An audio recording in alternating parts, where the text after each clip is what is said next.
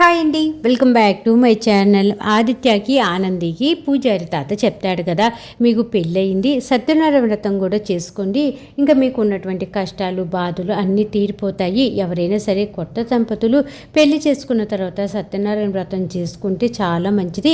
ఈ వ్రతం చేసుకోవటానికి ముహూర్తాలు మంచి రోజులు చూసుకోవాల్సిన అవసరం లేదు అనేసి పూజారి తాత ఆనందికి చెప్పగానే ఇంకా ఆనంది కూడా ఓకే అంటుంది. కాకపోతే ఆదిత్య అంటాడు, ఇప్పుడు మేమున్న సిచ్యువేషన్లో వ్రతానికి ఎవరు వస్తారు, మేము వ్రతం చేసుకున్నా కూడా ఎవరు వస్తారు అనేసి పాపం ఆదిత్య బాధపడుతూ ఉంటే పూజారి తాత అంటూ ఉంటాడు, మీరు తప్పు చేయకుండా మీ మీద తప్పు లేకుండా అందరినీ పిలవండి, వచ్చేవాళ్ళు వస్తారు, అంతా దేవుడి దయ అని చెప్పేసి పూజారి తాత చెప్తారు. ఇంకా సునంద గారేమో ఆదిత్య రోడ్డు మీద భోజనం చేస్తున్నాడు, రోడ్డు మీద ఎవరో అన్నం ఇస్తే తింటున్నాడు అనేసి బాధపడిపోతూ సోఫాలో కూర్చొని తెగ ఆలోచిస్తూ ఉంటే అప్పుడే జీవన అత్తయ్య బావగారు వచ్చారు అనేసి అనగానే ఏంటి నా ఆదిత్య వచ్చాడా, ఆనంది కూడా వచ్చిందా అనేసి సునంద ఆతృతగా జీవన అని అడుగుతుంది. జీవన చెప్తుంది, ఆనంది కనపడట్లేదు అత్తయ్య అనేసి అనగానే అంటే నా కొడుకు నా కోసం వచ్చాడు, ఆ అమ్మను వదిలిపెట్టి ఆ ఆది బతకలేడు అని చెప్పేసి గబగబా గుమ్మం దగ్గర పరిగెత్తుకుంటూ వచ్చేపాటికి అప్పుడే ఆనంది కూడా ఆదిత్య వెనకాలే ఉంటుందన్నమాట. ఏంటి అది, నువ్వు వస్తే నువ్వు ఒక్కడిని రమ్మన్నాను, ఇద్దరు వచ్చారేంటి, నేను అసలు ఒప్పుకోను అనేసి అనగానే అమ్మా నేను ఈ ఇంట్లో ఉండటానికి రావట్లేదు, మేము సత్యనారాయణ వ్రతం చేసుకుంటున్నాం, మా ఇంటి మనుషులుగా మీరు కూడా ఆ వ్రతానికి వచ్చి మీరు మమ్మల్ని ఆశీర్వదించాలనేది మా కోరిక, కాబట్టి ఆ వ్రతానికి పిలవటం కోసం మేము వచ్చాము అని చెప్పేసి ఆదిత్య సునంద గారితో చెప్తారు. ఇంకా సునంద అంటుంది, మేము ఏ వ్రతానికి రావట్లేదు, మీరు మిమ్మల్ని ఇంట్లో మనుషులని మేము అసలు అనుకోవట్లేదు, అలాంటప్పుడు మీరు వ్రతం చేసుకుంటుంటే మేము ఎలా వస్తాం అనేసి సునంద గారు అనిన వెంటనే ఆనంది అంటుందన్నమాట. సరే అత్తయ్య గారు, మేము మీ ఇంటి మనుషులం కాదు, మేము అసలు మీ మనుషులమే కాదనుకోండి, మేము బయట వాళ్ళమే అనుకోండి, మీరే చెప్తూ ఉంటారు కదా బయట వాళ్ళైనా సరే అయిన వాళ్ళైనా సరే పూజలకి వ్రతాలకి పిలిచేటప్పుడు వెళ్ళాలి అనేసి, కాబట్టి మీరు అలా అనుకుని రండి అత్తయ్య గారు అని చెప్పేసి ఆనంది తెలివిగా పిలుస్తుందన్నమాట. ఇంకా అప్పుడే సునంద గారు అంటూ ఉంటారు, అమ్మ మీరు బయట వాళ్ళు అయ్యి ఉండొచ్చు, అయిన వాళ్ళు అయ్యి ఉండొచ్చు, నేను మా ఇంట్లో బాధ చెప్తానుండు, మా అబ్బాయి ఉన్నాడు కదా, ఒక అమ్మాయిని పెళ్లి చేసుకొని అమ్మాయితో పాటు బయటికి వెళ్ళిపోయాడు, మేము ఆ బాధలో ఉన్నాం, మేము వ్రతానికి రాము అనేసి ఆనంది వేసిన ఐడియాని తిప్పి కొట్టేస్తుంది అనమాట ఈ సునంద. ఇంకా పాపం ఆనంది రెండు చేతులు జోడించి, మాకు పెద్దవాళ్ళైనా అయిన వాళ్ళైనా అందరూ అంతా మీరే కదా, వ్రతం చేసుకున్నప్పుడు తల్లి తండ్రి దీవిస్తే ఆ దేవతలందరూ దీవించినట్టేనంట, కాబట్టి మీరు వ్రతానికి వస్తారనే కోరుకుంటున్నాను, మీరు వ్రతానికి రావాలి అనేసి పాపం ఆనంది ఆదిత్య చాలా ఇష్టంగా సునంద గారికి చెప్తూ ఉంటే సునంద అంటుంది, చెప్పాను కదా ఈ ఇంట్లో నుంచి ఎవరు మీ వ్రతానికి రాము, మీరు ఇంకా బయలుదేరచ్చు అని చెప్పేసి సునంద గారు తన రూమ్లోకి వెళ్ళిపోతారనమాట.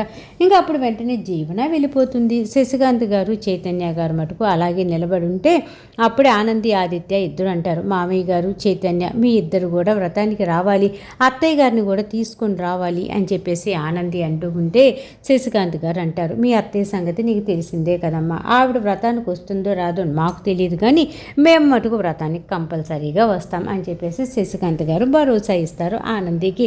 ఇంకా ఆనంది ఆదిత్య ఇద్దరు చాలా సంతోషపడిపోతారన్నమాట. సరే వెళ్ళొస్తాం అని చెప్పేసి బయలుదేరితే అమ్మ ఆనంది జాగ్రత్త, ఆదిత్య జాగ్రత్త అనేసి శశికాంత్ గారు ఆనందికి చెప్తారు. ఇంకా ఆనంది ఆదిత్య కలిసి జ్యోతమ్మ వాళ్ళ ఇంటికి వెళ్తారన్నమాట. వ్రతం అంటే జ్యోతమ్మని సూర్యబాబుని కూడా పిలవాలి కదా, కాబట్టి సూర్యబాబుకి జ్యోతమ్మకి చెప్తూ ఉంటారు, జ్యోతమ్మ ఇలాగ సత్యనారాయణ వ్రతం చేసుకోమని పూజారి తాత చెప్పిండు, కాబట్టి గుళ్ళోనే వ్రతానికి సంబంధించి ఏర్పాట్లన్నీ చేసుకుంటున్నాం, మీరు కూడా కంపల్సరీగా రావాలి అని చెప్పేసి ఇంకా పిలుస్తూ ఉంటే జ్యోతమ్మ సూర్యబాబు అంటూ ఉంటారు, అదేంటి ఆనంది అంతగా బతిమలాడాలో చెప్పు, నువ్వు ఏదైనా సరే వ్రతం చేసుకుంటున్నామంటే రాకుండా ఎలా ఉంటాం, కంపల్సరీగా ఆ వ్రతానికి వస్తాం అని చెప్పేసి సూర్యబాబు జ్యోతమ్మ కూడా చెప్తారనమాట.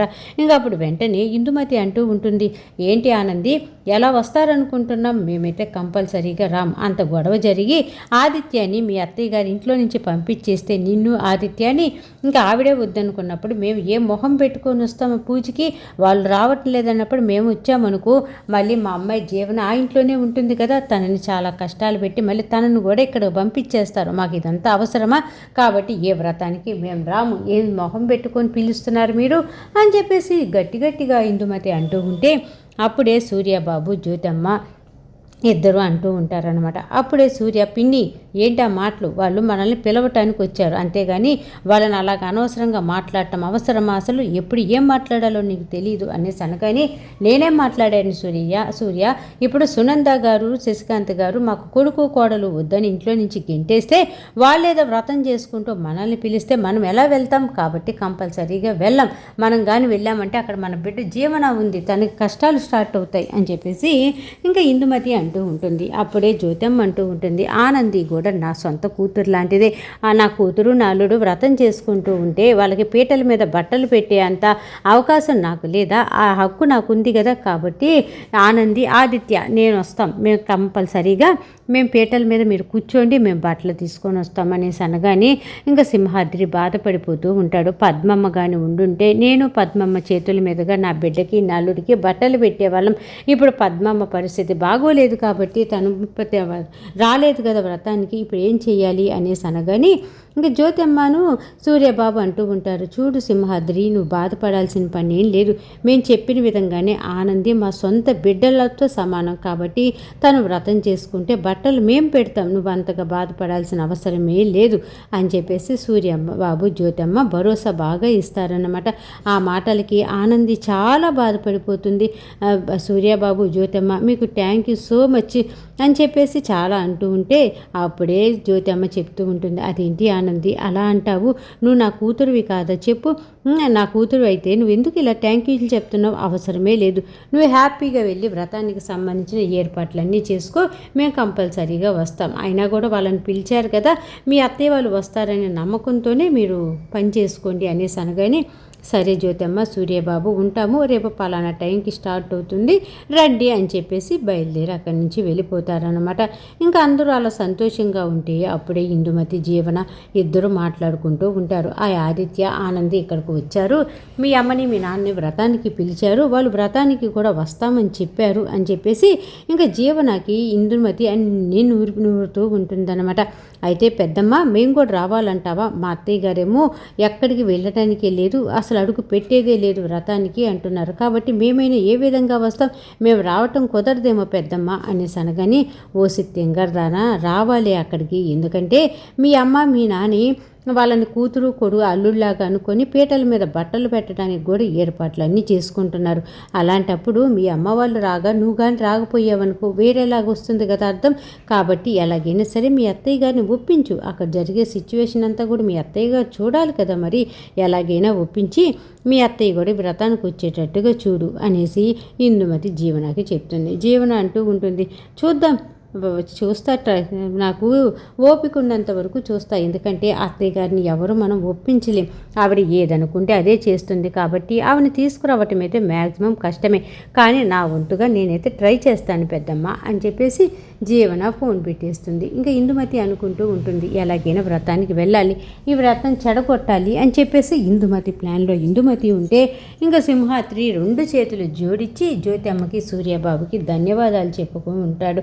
ఏంటంటే నా బిడ్డకి మీరు బట్టలు పెట్టి ఎలాగైనా వ్రతాన్ని సంపూర్ణం చేస్తామన్నారు చూడండి అమ్మ, మీకు నిజంగా ధన్యవాదాలు అని చెప్పేసి రెండు చేతులు జోడించి దండం పెడుతూ ఉంటే అప్పుడే ఆ జ్యోతమ్మ అంటుంది, అదేంటి సింహాద్రి, ఆనందిని మేము మాకు సొంత కూతురు కంటే ఎక్కువగా అనుకుంటున్నాం, అలాంటిది ఆనంది కోసం బట్టలు పెడతామంటే నువ్వెందుకు అంత బాధపడిపోయి అంత సంతోషపడిపోయి మాకు థ్యాంక్ యూలు చెప్పాల్సిన అవసరమే లేదు, ఆనంది మా సొంత కూతురితో సమానం అనేసి సూర్యబాబు జ్యోతమ్మ చెప్తూ ఉంటారు. ఇంకా అందరూ హ్యాపీగా ఉంటారా. పొద్దున్నే ఆనంది ఆదిత్య గుడిలో ఏర్పాట్లన్నీ చేసుకుంటూ ఉంటారు. రథానికి సంబంధించి వాళ్ళు ఒకరినొకరు చక్కగా మాట్లాడుకుంటూ ఆ స్వామివారి ఏర్పాట్లన్నీ చేస్తారా. ఇంకా అలా ఏర్పాట్లన్నీ చేసిన తర్వాత ఇలా నడుస్తూ ఉంటే ఆనంది పడిపోబోతూ ఉంటుంది. ఆనందిని గట్టిగా ఆదిత్య పట్టుకుంటాడనమాట. ఏంటి సారు, ఏంటి ఇలా పట్టుకున్నారు, ఇక్కడ పూజ జరగటానికి ఏర్పాట్లు చేస్తున్నాము, మీరు ఇలా పట్టుకోవటం బాగోదు కదా అనేసి అనగానే, హలో మేడం, నేను పట్టుకోకపోతే పాటికి మీరు కింద పడిపోయేవాళ్ళు. కింద పడిపోతే ఎంత అనర్థం జరిగేది, కాబట్టే పట్టుకున్నాను అని చెప్పేసి ఆదిత్య జోక్గా చెప్తూ ఉంటాడనమాట. ఇంకా అప్పుడే ఆదిత్య ఆనంది ఇద్దరు కూడా ఒకరి కళ్ళల్లోకి ఒకరు అలా పెట్టి చూసుకుంటూ ఉంటారు.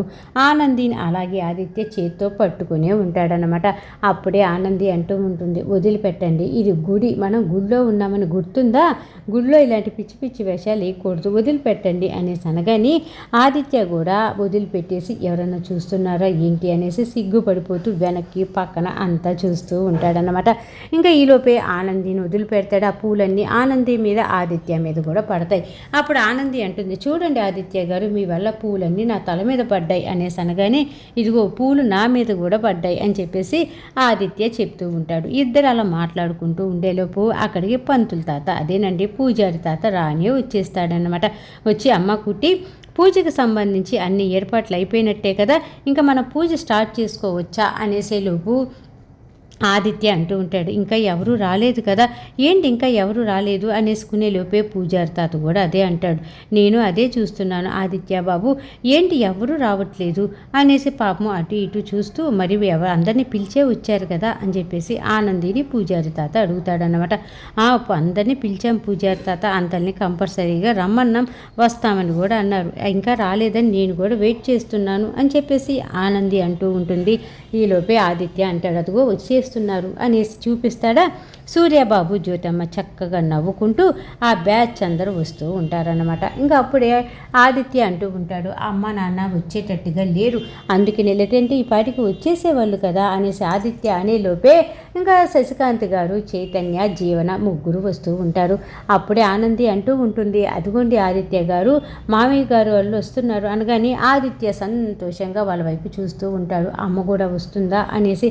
కానీ సునంద గారు రారనమాట. ఇంకా శశికాంత్ గారు గుడి లోపలికి వెళ్ళి ఆనందిని ఆదిత్యాన్ని పలకరిస్తూ ఉంటే ఆదిత్య అంటాడు, డాడ్ మామ్ రాలేదా అనేసి అనగాని, మీ అమ్మ సంగతి మీకు తెలిసిందే కదరా, మమ్మల్ని కూడా పంపిదో అనుకున్నాం, కాకపోతే మమ్మల్ని అయితే వెళ్ళమని చెప్పింది, అది చాలు కదా అనేసి మేము కూడా వచ్చేసాం, అంతే కదా, అది మేము రావటం నీకు ఇష్టం లేదా అనేసి అనగాని, అదేంటి నాన్న అలా మాట్లాడతావు, మన ఇంటి దగ్గర నుంచి అందరూ రావాలనే కదా నేను కోరుకుంటుంది, మీరు రాకపోతే ఎలా నాన్న అని చెప్పేసి మాట్లాడుకుంటూ ఉండేలోపే ఇంకా ఇందుమతి జీవన వైపు చూసి, ఏంటి మీ అత్తయ్య గారు ఎందుకు రాలేదు అనేసి అనగానే, పెద్దమ్మ ఆవిడ సంగతి నీకు తెలిసిందే కదా, చాలాసేపు బతిమలాడాం అయినా కూడా రాలేదు, సరేలే అని చెప్పేసి మేము వచ్చాం, నీతో ఒక మాట మాట్లాడాలి పెద్దమ్మ, పక్కకి రా అని చెప్పేసి ఇందుమతిని జీవన తీసుకొని పక్కకి వెళ్ళిపోతుందన్నమాట. ఇంకా పాపం ఆదిత్య కొంచెం మొహం నల్లగా పెట్టుకుంటాడు, వాళ్ళ అమ్మ సునంద గారు రాలేదని. సరే ఇంకా అందరూ వచ్చారు కదా, మీరందరూ రెడీ అంటే ఇంకా పూజకి రెడీ చేసేస్తాను, మీరు పీటల మీద కూర్చోవాలి, ఎందుకంటే దుర్ముహూర్తం వచ్చిన తర్వాత చేయకూడదు కదా అనేసి పంతులు గారు చెప్పగానే, ఇంకా సరే పంతులు గారు స్టార్ట్ చేసుకోండి అని చెప్పేసి గ్రీన్ సిగ్నల్ ఇచ్చేస్తారన్నమాట. ఇంకా పంతులు గారు అతనికి సంబంధించిన ఏర్పాట్లన్నీ చేసుకుంటూ ఉంటాడు.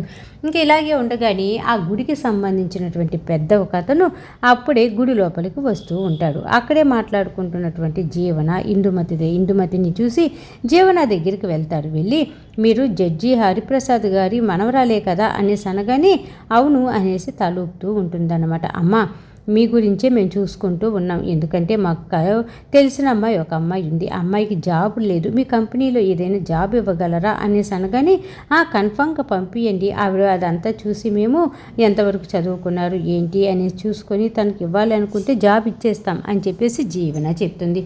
అప్పుడే ఆ గుడి పెద్ద మెచ్చుకుంటూ ఉంటాడనమాట. జడ్జి గారు మనవరాలు అనిపించారు, ఏదైనా సరే మీ తాతయ్య కూడా అంతే, అడిగితే లేదు అని అనేవాడే కాదు, నీకు కూడా అదే గుణం వచ్చినట్టుంది తల్లి అనేసి తెగ మెచ్చుకుంటూ ఉంటాడనమాట. ఓ జీవన తెగ పొంగిపోతూ ఉంటుంది. ఇంకా నేను మనవరాలు కాకపోయినా సరే నన్ను సొంత మనవరాల్లాగా చూస్తున్నారు అని చెప్పేసి మొత్తానికి ఇక్కడ ఇలా జరుగుతూ ఉంటుంది. జ్యోతమ్మ, సూర్యబాబు చక్కగా బట్టలు తీసుకొని ఆనందికి, ఆదిత్యకి పెట్టడానికి వస్తారు. ఇంకా శశికాంత్ గారు, చైతన్య గారు కూడా చాలా సంతోషంగా ఉంటారన్నమాట. మొత్తానికి ఈరోజు సీరియల్ ఈ విధంగా జరిగింది. కాకపోతే ఇందుమతి మటుకు ఎలాగైనా సరే ఈ పూజ జరగకుండా చూడాలి అనేసి కుట్రలు అయితే స్టార్ట్ చేసేసిందనమాట. ఇంతకీ ఆనందివా ఆదిత్య చేయబోతున్నటువంటి వ్రతం జరిగిద్దా, లేదంటే ఇందుమతి వేసిన ప్లాన్లో అట్టర్ ఫ్లాప్ అయిపోద్దా, ఇదంతా చూడాలి అంటే రేపటి ఎపిసోడ్ దాకా ఆగాల్సిందే. మొత్తానికి సీరియల్ బాగుంది, చక్కగా ఉంది, అర్థమైంది అనుకుంటే మర్చిపోకుండా నా ఛానల్ని లైక్ చేయండి, షేర్ చేయండి, సబ్స్క్రైబ్ చేసుకోండి. కింద బెల్ సింబల్ ఉంటుంది కదా, దాన్ని గట్టిగా ఒక్క బాదు బాదేసేయండి. రేపు రాబోయే ఎపిసోడ్లో మళ్ళీ కలుద్దాం. అంతవరకు ఉంటా మరి, బాయ్.